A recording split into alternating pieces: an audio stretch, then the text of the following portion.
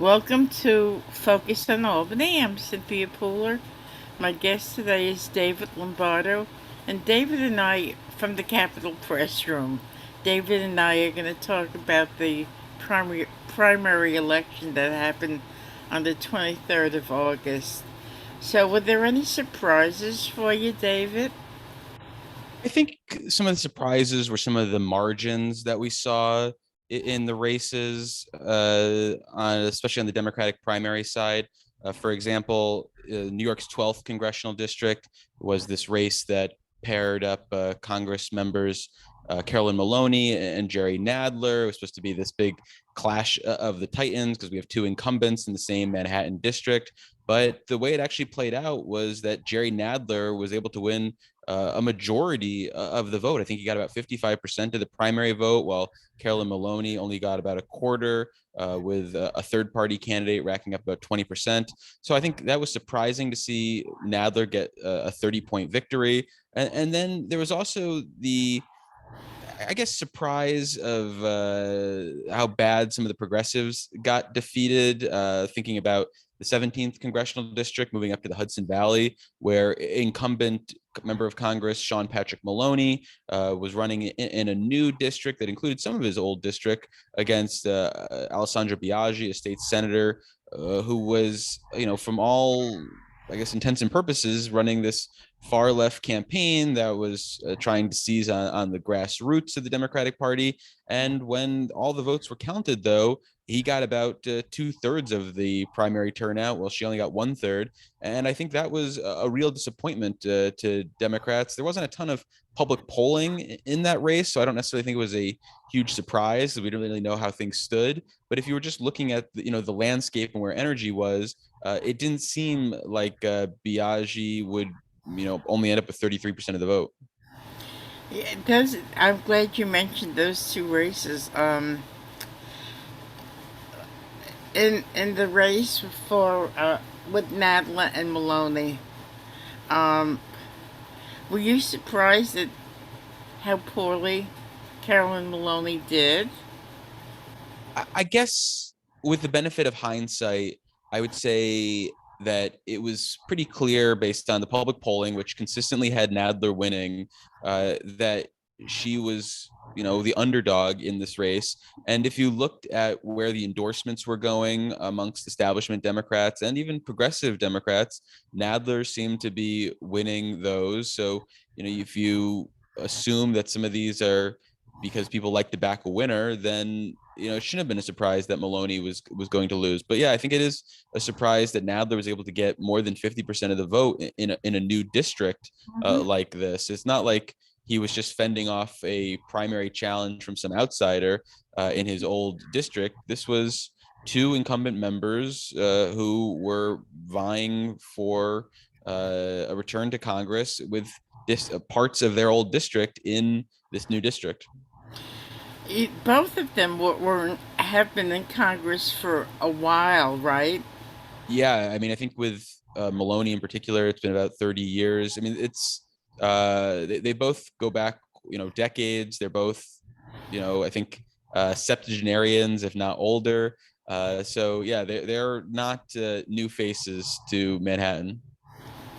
And the other race that you mentioned was Alessandra Biaggi. Hmm. Do you think her main thought or objective was, if I could beat Jeff Klein in the state senate, then I can beat Sean Patrick Maloney for Congress? Do you think that had anything to do with her rationale for running?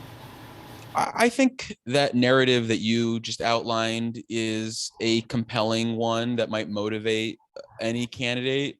I also think that she had made it clear earlier in the year that she planned on running for Congress. As we all remember, the congressional lines that we saw in August were not what we maybe might have expected to see earlier this year, when we had an independent redistricting commission draw lines, and then we had the legislature draw lines. So initially, she was planning on running in what people called the Long Island Sound congressional district, which stretched from Westchester all the way to Long Island. And so that race did not necessarily mean she was going up against Sean Patrick Maloney. I believe that was an open seat at the time that she initially declared for. When they got the final lines from Special Master, she then was forced to reevaluate the landscape, and that's meant that she was going to go against Sean Patrick Maloney. And I think that narrative then about being the establishment killer, having beaten Jeff Klein in 2018, was kind of something that you might seize on, but it wasn't necessarily her raison d'etre from the beginning, because like I said, she wasn't always running against Sean Patrick Maloney. That was only something that happened in the last few months. So at that point, do you think that she had regretted jumping from the state senate to Congress? I don't know if she regrets it or not, because from talking with people who are familiar with the senator and her thinking about Albany and the work that she's been doing, it's my impression that she didn't necessarily love being a member of the state senate. Mm-hmm. We heard earlier in the year these rumors that she was viewing maybe bigger office, maybe something statewide. She created this new campaign account that was kind of vague about what she might be running for in the future. So I don't necessarily think she regrets it, even if she might have lost, because I don't necessarily think this was where she wanted to be in her career. But again, I haven't spoken with the senator, so I can't really speak too fluently about how she actually feels. Do you think she still has a future in elective politics? Maybe. Um, I mean, I don't see her making a return to the state legislature, so that narrows off some potential avenues. I don't necessarily think that she'll be in the best position to run for Congress again in 2 years from now. She's moved, but she's young, so she could run 10 years from now, 20 years from now, and still have a political future. But when I think about what she might end up doing and what she did previously to elected office, I could see her running a nonprofit. I could see her getting involved with progressive politics. I could see her being an attorney, in state government somewhere, maybe being like a deputy commissioner at some sort of agency, or maybe finding a home in the state comptroller's office. She's been someone who's been big on accountability and oversight. As keen as I am to listening and watching what's going on in New York State politics, I don't quite get it with the 18th and 19th congressional district. That whole thing was like a real puzzle to me. So can you break it down so it's understandable?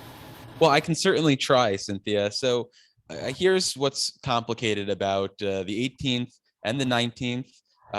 Those are new districts that don't technically exist yet, but will be on the ballot in November.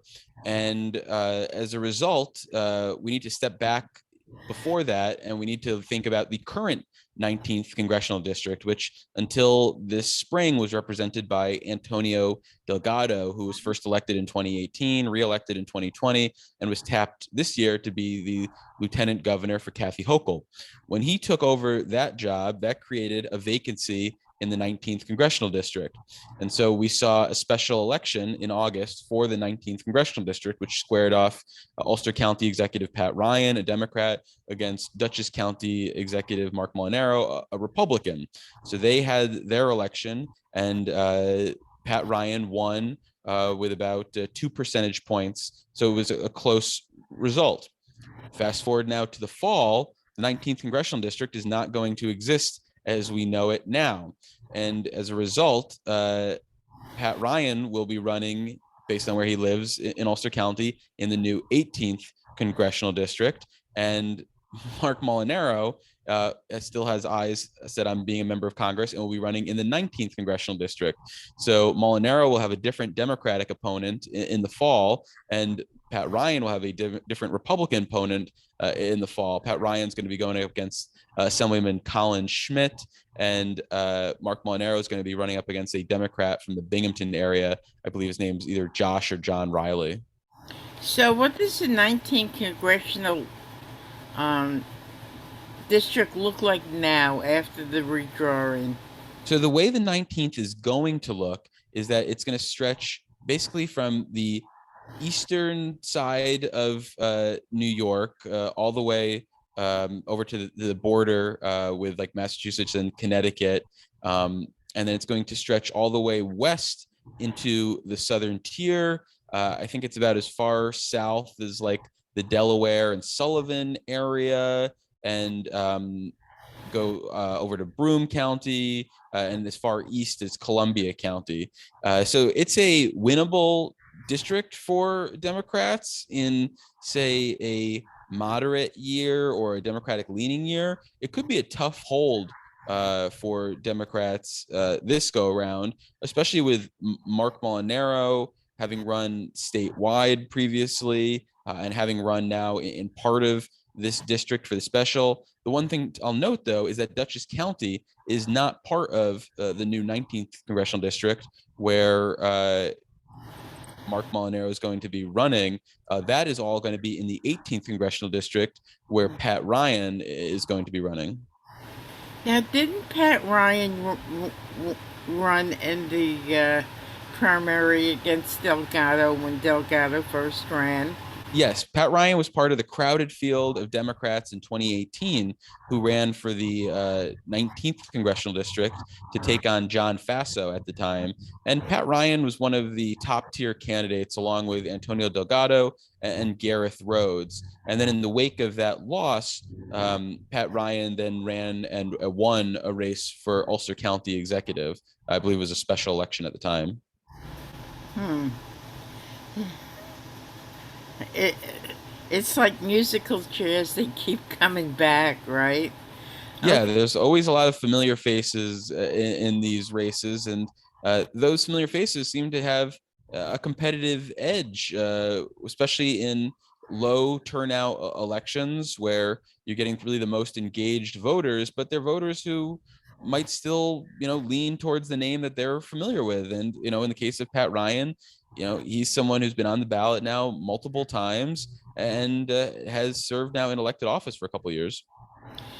So let's talk about the taco race and the Stefanik race. Both those incumbents don't live in their district anymore, right?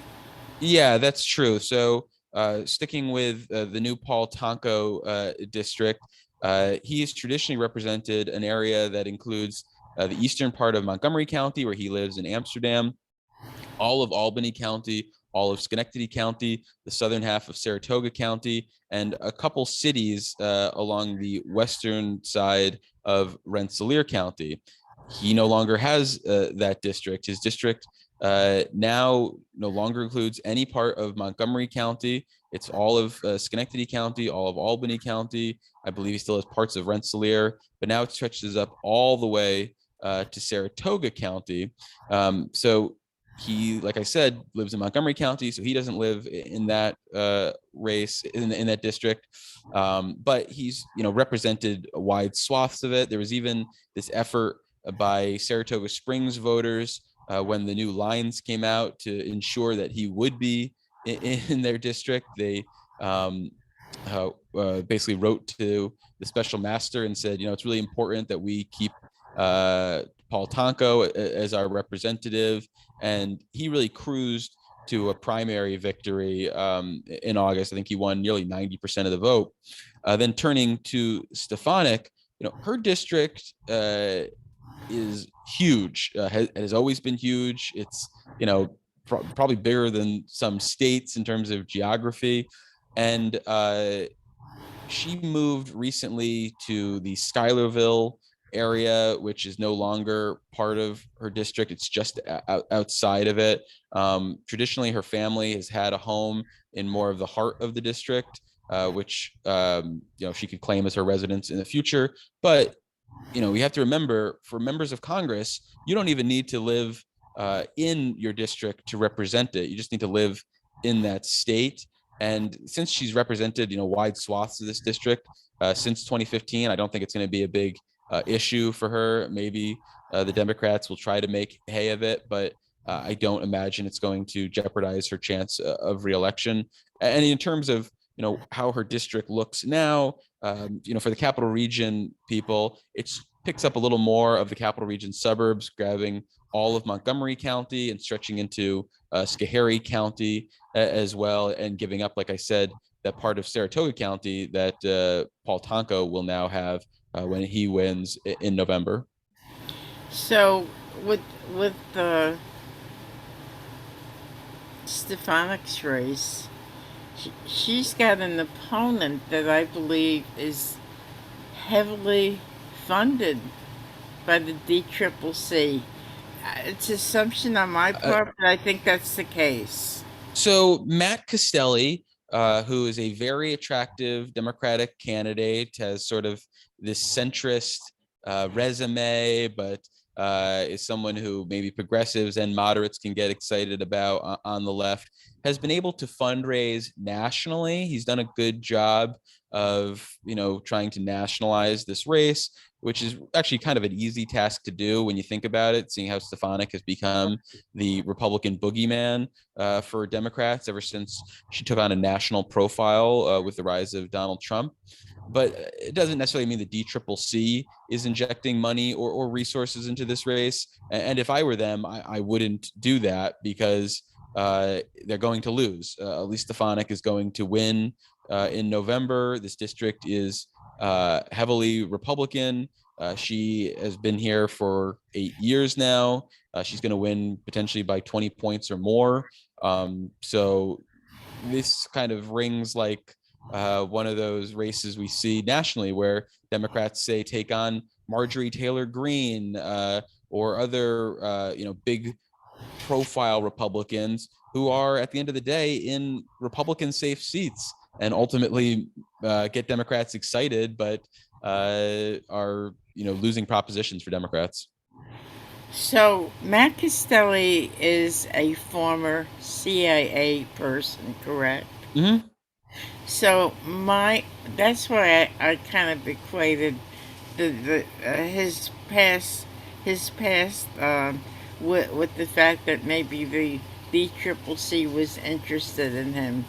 Oh But yeah, they're definitely interested in him. He's a really attractive candidate, and if this was a more of a moderate or purple district, a former CIA officer who's young and handsome would be a great candidate to get behind.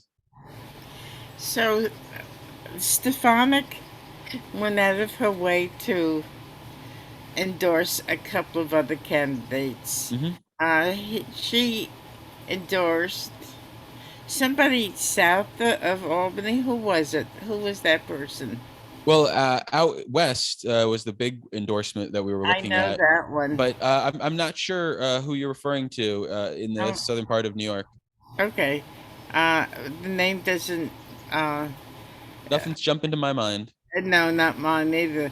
But the race with Palladino, I found that really interesting because it was a race between Palladino and the state Republican chairman, Right. and Stefanik jumped in to vote to endorse Palladino.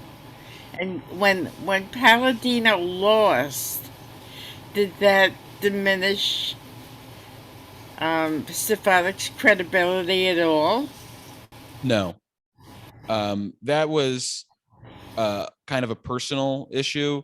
She has some baggage with Nick Langworthy. They're not fans of each other. So I think this was viewed, especially amongst Republicans who are in the know, as a kind of a grudge endorsement that she was making. So I don't think it's really viewed as a test of her credibility in the Republican Party. I don't think they were thinking that she was spending a lot of her own political capital. I mean, I don't think we saw her in Western New York actively campaigning in a meaningful way, actively fundraising in a meaningful way. I think you could make the case that it shows that she is not a kingmaker in the Republican Party the way, say, Donald Trump might be in terms of his ability to influence a primary election.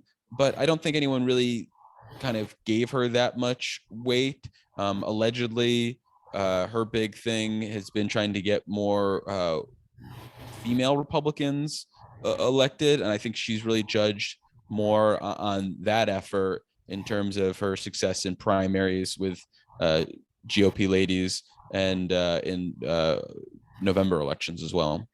So was Langworthy, he's going to step away from his chairman's position, right?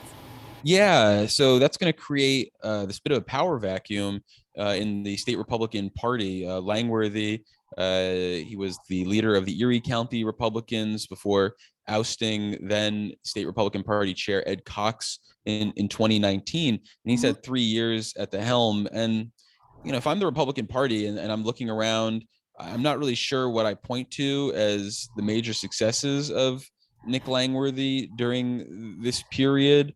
2020 was supposed to be, I guess, a good year for Republicans in New York when you consider the pushback there was, at least initially, to some of the criminal justice changes, some of the pushback there had been on Democratic policies on COVID. But Democrats were able to grow their majority in the state Senate. They were able to hang on to a lot of congressional seats.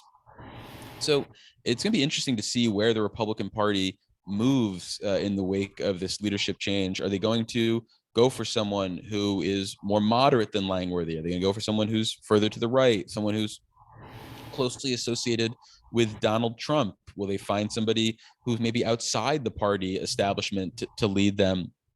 That's actually something we're going to be talking about on the Capitol Press Room this week.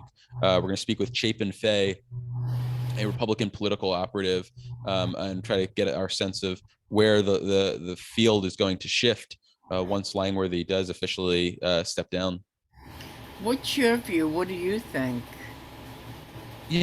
I would think that the main thing that's important for a leader of any party is that they're able to keep people happy, that they're able to fundraise in a meaningful way, and that they can essentially keep the trains running on time. I think we often, in the political chattering class, put too much emphasis on the personalities and the political ideology of the people who are at the top of the party establishment. I think these are people who are typically pretty responsive to the majority of their base. And so I don't think they're necessarily steering the ship. I think they're, seeing which way the winds are blowing and heading the ship in that direction.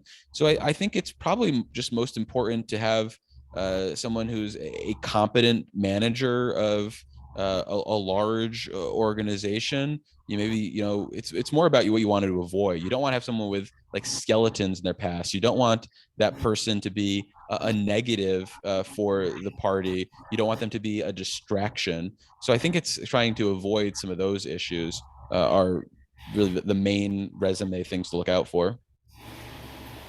You know, eh, New York is a blue state, and I don't think Kathy Hochul has to break his sweat to win in November, right?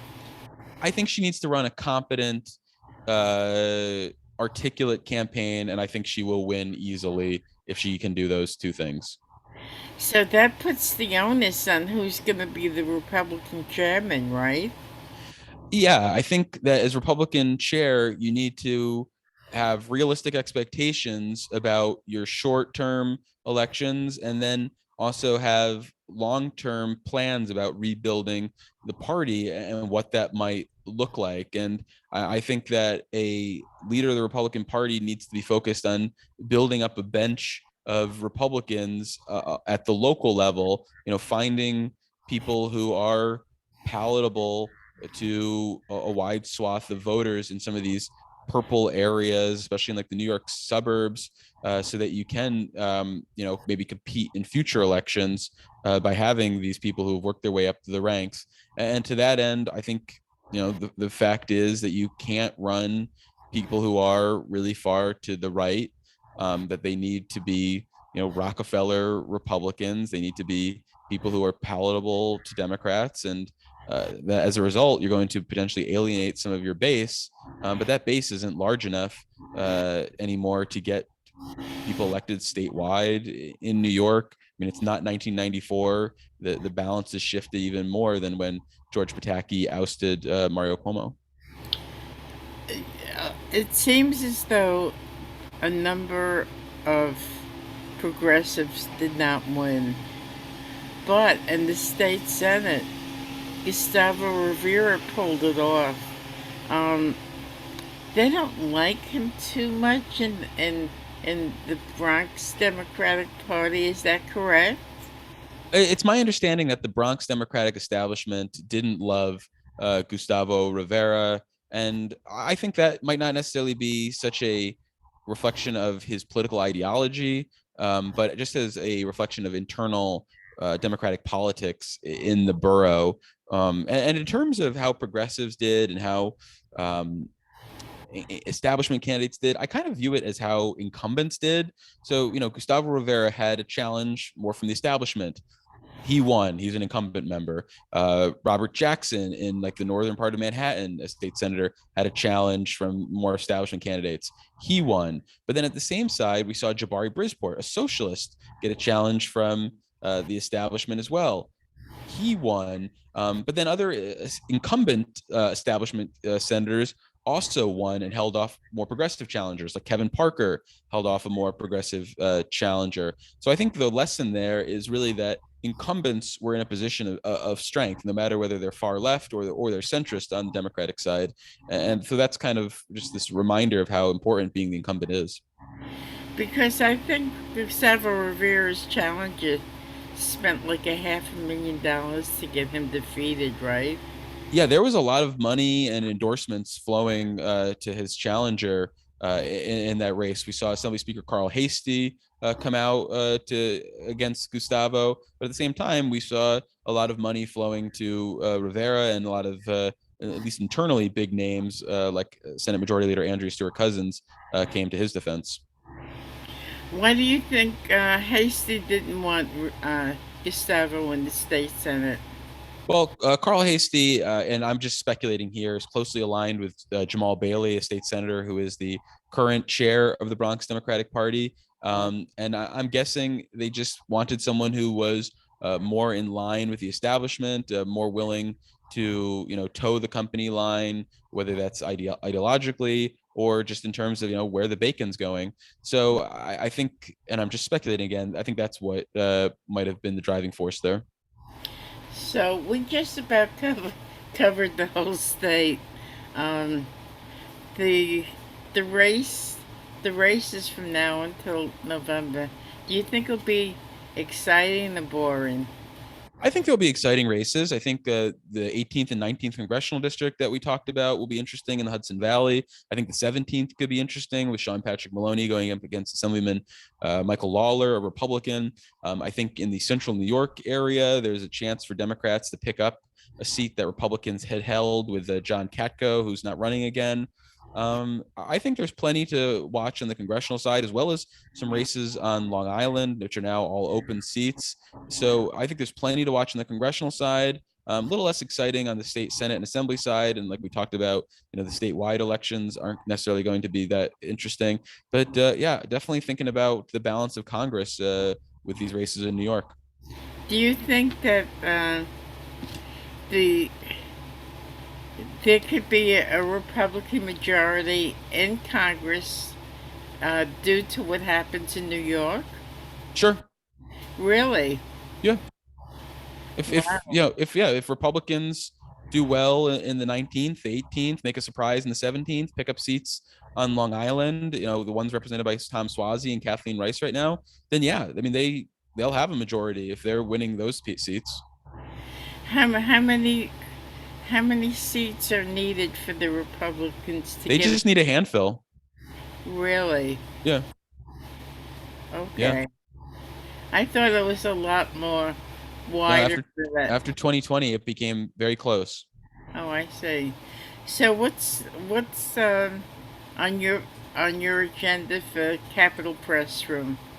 Well, like I said, we'll be talking about the future of the Republican state party, like you and I just did. And we'll also be doing something about a new fee that the state is levying on businesses in New York as part of an effort to increase our payments to the federal government for unemployment insurance money that we borrowed to make payments during the pandemic. So all that and much, much more, which you can find at capitolpressroom.org or the affiliates that carry the show or wherever you download your favorite podcasts. It's always fun to talk to you, Dave. Um, Appreciate it, Cynthia. so we'll talk again. You've been listening to David Lombardo of Capitol Press Room. I'm Cynthia Pooler. This is Focus on Albany. And if you like this show, subscribe to my YouTube page. Have a great day, everybody, and thanks, Dave. Thank you.